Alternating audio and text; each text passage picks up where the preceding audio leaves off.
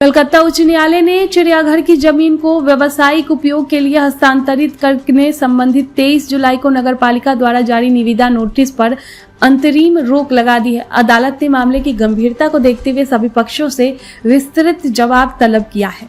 याचिकाकर्ताओं के वकील अभिषेक हलधर ने दलील दी है कि जिस तरीके से राज्य सरकार और कोलकाता म्युनिसिपल कॉरपोरेशन ने ये निर्णय लिया है कि वो न केवल प्रक्रिया की दृष्टि से त्रुटिपूर्ण था बल्कि स्वयं में भी पूरी तरह अवैध था।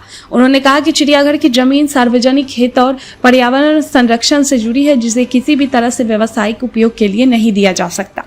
अदालत ने फिलहाल निविदा प्रक्रिया को रोक लगाते हुए कहा कि मामले की अगली सुनवाई तक इस भूमि पर कोई भी कार्रवाई नहीं की जाएगी। ये फैसला चिड़ियाघर और पर्यावरण संरक्षण से जुड़े मुद्दे को एक बार फिर चर्चा के केंद्र में ले आया है।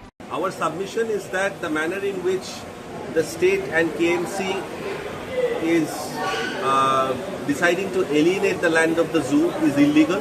Not just the decision-making process, but also the decision per se is in the teeth of several settled propositions of law. The Kolkata Municipal Corporation one fine day decided that they will declare that the said zoo land belongs to them. They have recorded that they have suddenly come to learn that they are the owner of the land, and that is dehorse any record. Just few days prior to that, it was in another decision that KMC is not. It transpired that KMC do not have any record of ownership.